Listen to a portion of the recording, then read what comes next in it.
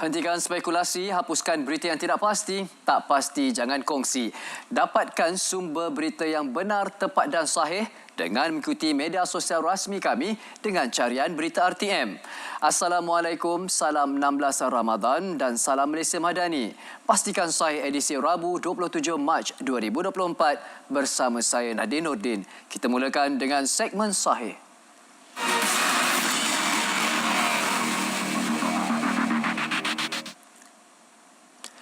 Ketua Pemuda UMNO Dr. Muhammad Akmal Saleh membuat satu laporan di Ibu Pejabat Polis Daerah IPD Jasin berhubung gutan bunuh yang diterimanya.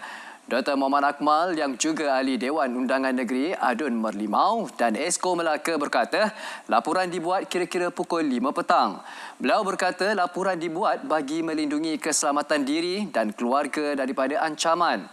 Dr. Muhammad Akmal berkata, meskipun menerima ugutan sebegitu, beliau tidak akan berganjak walaupun seinci dalam isu kalimah Allah pada stokin baru-baru ini. Beliau berkata perkara itu bukan isu politik dan perkauman, tetapi isu bagaimana umat Islam mempunyai tanggungjawab untuk membela agama daripada dihina. Sementara itu, Ketua Polis Daerah Jasin mengesahkan menerima laporan berkenaan.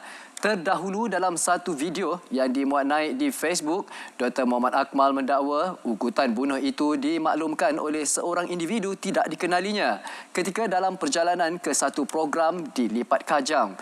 Ia dipercayai mempunyai kaitan dengan kelantangan beliau dalam memperkatakan isu penjualan stokin tertera kalimah Allah sejak kebelakangan ini. Baik, ikuti sumber kenyataan daripada Ketua Polis Daerah Serdang Selangor berkaitan video tular polis minta mangsa ragut tampil buat laporan. Kejadian tersebut berlaku di Jalan Puteri 2 Palang 7, Bandar Puteri, Puchong, Selangor. Rakaman video berdurasi 9 saat itu menunjukkan seorang penunggang motosikal menghampiri pejalan kaki sebelum meragutnya menyebabkan mangsa terjatuh. Penunggang itu bertindak memecut motosikal melarikan diri manakala mangsa diselamatkan oleh orang awam yang berada di lokasi. Polis meminta individu yang menjadi mangsa ragut penunggang motosikal seperti tular di media sosial tampil untuk membuat laporan.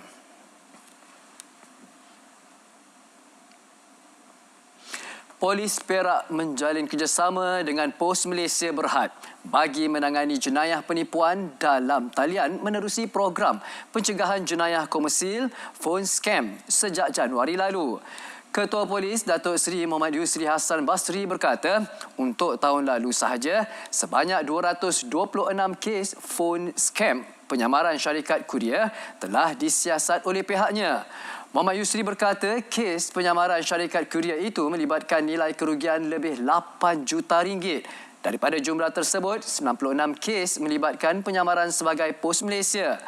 Pos Malaysia Berhad dilihat sebagai rakan strategik yang berkepentingan kerana penyamaran sebagai Pos Malaysia merupakan salah satu pendekatan modus operandi yang kerap digunakan oleh sindiket phone scam. Menurut beliau, ia merupakan projek rintis yang dimulakan di negeri Perak sebelum dipeluaskan ke negeri lain. Pusat Kecemerlangan Keselamatan Siber CCOE Malaysia berpotensi menjadi destinasi antarabangsa untuk menangani ancaman siber. Perdana Menteri Datuk Seri Anwar Ibrahim berkata, ia merupakan pencapaian penting bagi mewujudkan ekosistem keselamatan siber yang teguh merentasi sektor awam dan swasta. Jelasnya, CCOE mampu meningkatkan daya tahan keselamatan siber dengan memastikan data, perbualan dan rakan negara selamat. Sementara itu, Datuk Seri Anwar berkata, Malaysia kekurangan hampir 12,000 pekerja profesional keselamatan siber dan memerlukan 25,000 pekerja dalam bidang itu menjelang 2025. Beliau berkata Pusat Kecemerlangan Keselamatan Siber hasil kerjasama strategik Malaysia-Kanada menerusi BlackBerry Ltd dan penyedia latihan keselamatan siber terbesar dunia, SANS Institute. Jelasnya, Malaysia perlu menjalin kerjasama antarabangsa yang menerima pakai teknologi terkini sekaligus memastikan keselamatan data negara dan rakyat. Penubuhan CCOE itu juga merupakan pusat pertama bagi BlackBerry Ltd di rantau Asia Pasifik. Suruhanjaya Pilihan Raya SPR akan mengadakan satu mesyuarat khas bagi urusan pilihan raya kecil PRK Dewan Undangan Negeri Dun Kuala Kubu Baru, Selangor pada 4 April ini. Setiausaha SPR, Datuk Ikmaruddin Ishak berkata, SPR telah menerima pemakluman rasmi daripada Speaker Dun Selangor berhubung kekosongan luar jangka kerusi N06 Kuala Kubu Baru.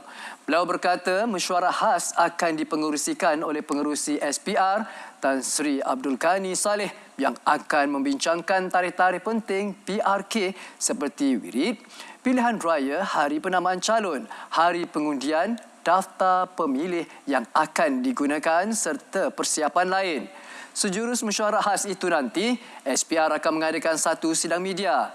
Kerusi Dun Kuala Kubu Baru kosong susulan kematian penyandangnya Lee Ki Hyong pada 21 Mac lalu. Lee 58 yang menjadi ahli Dewan Undangan Negeri Adun Kuala Kubu Baru dalam Parlimen Hulu Selangor sejak 2013 meninggal dunia selepas beberapa tahun bertarung melawan kanser. Benarkah kabar angin mengatakan harga petrol RON 95 dan diesel akan naik sebelum Aidilfitri? Nama pun dah kabar angin, berita palsu yang berlalu pergi selepas ditiup angin. Untuk makluman, menurut kenyataan Yang Berhormat Menteri Ekonomi, Tuan Rafizi Ramli menafikan kabar angin harga petrol RON 95 dan diesel akan naik sebelum Aidilfitri selepas pelaksanaan subsidi bersasar. Beliau menegaskan bahawa perkara tersebut tidak betul. Menurut beliau, kerajaan juga mengumumkan sebelum ini pelaksanaan subsidi bersasar akan berlangsung pada suku kedua ke atas kerana apabila melihat kepada garis masa, memang memerlukan suku pertama kira-kira 4 ke 5 bulan pertama untuk menyelesaikan sistem sokongan untuk bantuan kepada orang ramai.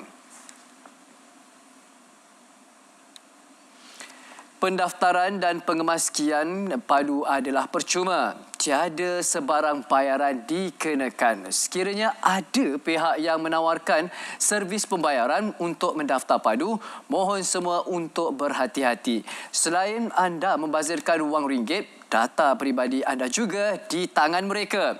Daftar padu secara percuma di padu.gov.my. Sekiranya perlu ke kaunter fizikal, hubungi pejabat DOSM negeri masing-masing. Maklumat tentang DOSM negeri boleh dapati di laman sesawang www.dosm.gov.my. Cepat daftar dan kemaskini padu sebelum 31 Mac 2024. Kita teruskan dengan 4 komponen utama keselamatan sistem padu. Pertama, keselamatan data. Kedua, keselamatan sistem. Ketiga, keselamatan rangkaian. Keempat, geofencing iaitu tidak membenarkan akses dari luar negara untuk lokasi yang dirasakan berisiko.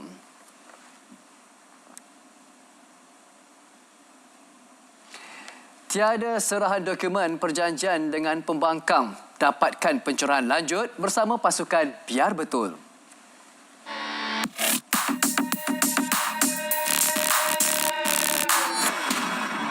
Heboh kononnya draft perjanjian berkaitan peruntukan pembangkang dikemuka kerajaan. Menurut seorang ahli Parlimen Pembangkang, draft perjanjian dihantar Perdana Menteri melalui wakilnya kepada Ketua Pembangkang. Bekas timbalan menteri yang terkenal dengan teori cetak wang itu mendakwa perjanjian bersifat sulit sehinggakan wakil rakyat blok kerajaan tidak dimaklumkan mengenainya.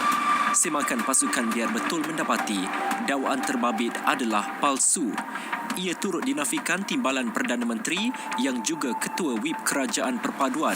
Menurut beliau, tiada serahan sebarang dokumen dalam pertemuan dengan Ketua Pembangkang atau kumpulannya minggu lalu. Penafian sama turut dibuat Menteri Komunikasi.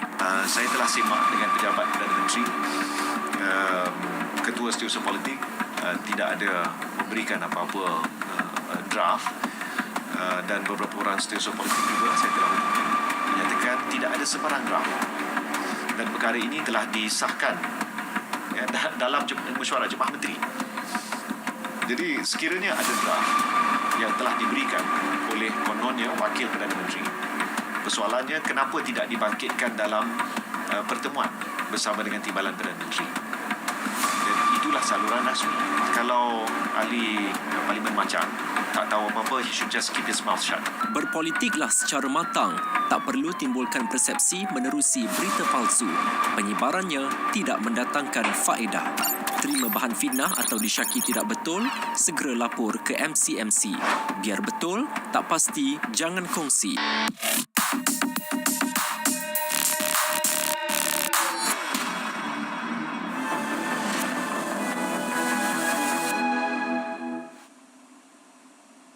Baik, kita teruskan untuk pastikan saya segmen yang terakhir iaitu segmen notifikasi. Sebelum kita berkongsi dengan poster kita pada hari ini, bahan untuk pada hari ini, suka untuk saya maklumkan kepada anda agar sentiasa berhati-hati sekiranya anda menerima mesej daripada nombor yang tidak dikenali.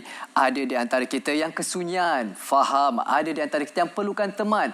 Tetapi itu bukan bermakna untuk anda mudah diperdaya oleh mereka yang tidak dikenali. Sekiranya permulaan ayatnya, adakah anda kesorangan? Boleh berkenalan. Jangan mudah percaya. Sila hubungi 997 untuk mendapatkan nasihat. Sekiranya anda menjadi mangsa penipuan secara dalam talian juga, anda boleh hubungi talian 997. Baik, untuk memastikan anda mendapat sumber berita yang benar, tepat dan sahih, anda perlu ikuti media sosial rasmi kami dengan carian Berita RTM. Ayuh kita mulakan perkongsian kita pada hari ini dengan perkongsian poster untuk program iaitu Diari Rawat pada malam ini. Topik yang dibawa adalah sakit belakang dan poster badan bersama dengan panel jemputan iaitu Dr. Azman Rafiq iaitu pakar perunding bedah otak dan saraf. Pada hari Rabu 27 Mac 2024, 9 malam, anda boleh saksikan di saluran TV1, juga siaran serentak di saluran Berita RTM.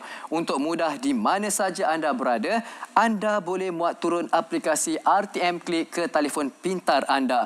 Manakala untuk mengajukan soalan, berinteraksi bersama dengan tetamu, anda boleh pergi ke Facebook Live Berita RTM.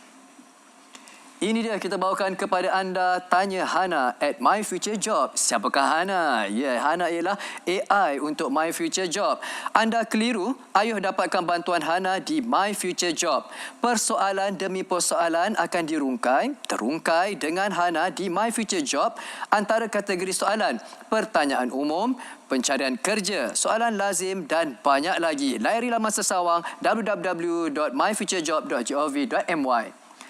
Hentikan spekulasi, hapuskan berita yang tidak pasti. Tak pasti, jangan kongsi. Pastikan saya sampai di sini saja. InsyaAllah kita akan berjumpa lagi pada hari esok 4.30 petang di saluran TV1 dan juga siaran serentak di saluran Berita RTM. Dari sungai ke segara, Palestin pasti merdeka. Malaysia Madani, tekad perpaduan penuhi harapan. Assalamualaikum dan salam sejahtera.